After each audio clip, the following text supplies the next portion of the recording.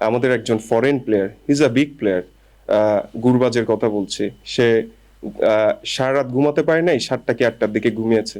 তার তার রুমের মধ্যে হুট করে কয়েকজন এসে without any appointment, without any informing the team management whatsoever, গিয়ে জাস্ট নক করে তার রুমে ঢুকে গেছে। যখন অ্যান্টি করাপশন আমাকে চার্জ করছে, তখন তো আমার মনে হচ্ছিল আমি যদি প্রথম বলে আউট হয়ে যাই, আমি তো ফিক্সিং ফিক্সিং করতেছি।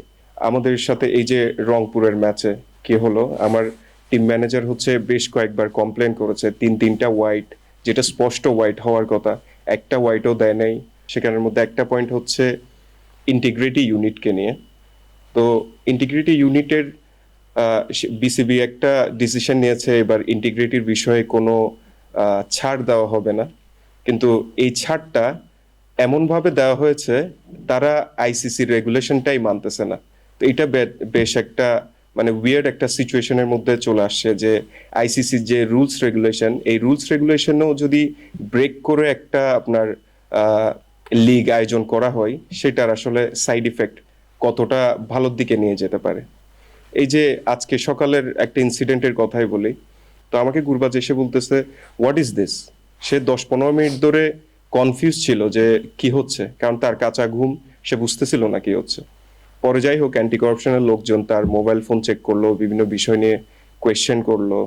তো পরবর্তীতে অ্যান্টি করাপশন যাওয়ার পর গুরবাজ আফগানিস্তানের অ্যান্টি করাপশন ইউনিটকে কল দিয়ে জিজ্ঞেস করলো যে এইভাবে কি ফাংশন করতে পারে কিনা অ্যান্টি করাপশন। পরে আফগানিস্তানের অ্যান্টি করাপশন ইউনিট থেকে তাকে বলল অবশ্যই ফার্স্টে ম্যানেজারকে ইনফর্ম করতে হবে, ম্যানেজার প্লেয়ারকে ইনফর্ম করে শিডিউল নিবে, একটা প্রপার একটা মেন্টাল স্টেটে এসে শিডিউল দেওয়ার পর পরে তাকে জেরা করতে পারে বা ডিফারেন্ট কোনো কোয়েরি থাকলে তার কাছে কোয়েশ্চেন করতে পারে। বাট এই যে একটা ফরেন প্লেয়ারকে এভাবে আপনার রুমে গিয়ে আপনার ডিস্টার্ব করা without any appointment, this is something that আইসিসিও কখনো এই জিনিসটাকে সাপোর্ট করে না। তো গুরবাজ আমাকে পরে বলছে যদি এই টাইপের সিচুয়েশন গুলা হয়, তাহলে তো আমি আর এখানে খেলতে আসতে পারবো না।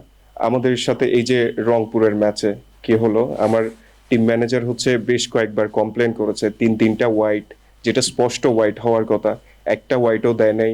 আমার প্লেয়ার যখন মাঠে নামবে, অ্যান্টি করাপশনের লোকজন তাকে জেরা করে উল্টাপাল্টা কিছু কথা বলছে।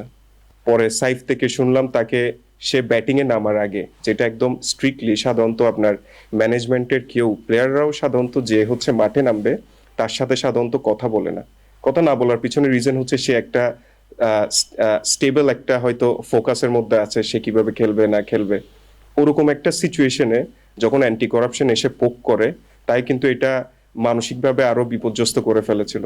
তো ম্যাচের শেষে পরবর্তীতে যখন আপনার বিলাস জিজ্ঞেস করতেছিল আমাদের লজিস্টিক ম্যানেজার, তো তখন সাইব বলতেছিল যখন অ্যান্টি করাপশন আমাকে চার্জ করছে, তখন তো আমার মনে হচ্ছিল আমি যদি প্রথম বলে আউট হয়ে যাই, আমি তো ফিক্সিং ফিক্সিং করতেছি। তো এই যে একটা ট্রমা, এই জিনিসগুলো তো মানে খুবই আনহেলদি কিছু সিচুয়েশন। এইসব বিসিবির আপনার আম্পায়ারিং এর এইসব বিষয়গুলোকে প্রশ্নবিদ্ধ করে। বিষয়টা তো এমন দাঁড়ায় যে আমরা কোনোভাবে আপনার বিসিবির আপনার টার্গেটে চলে আসছি।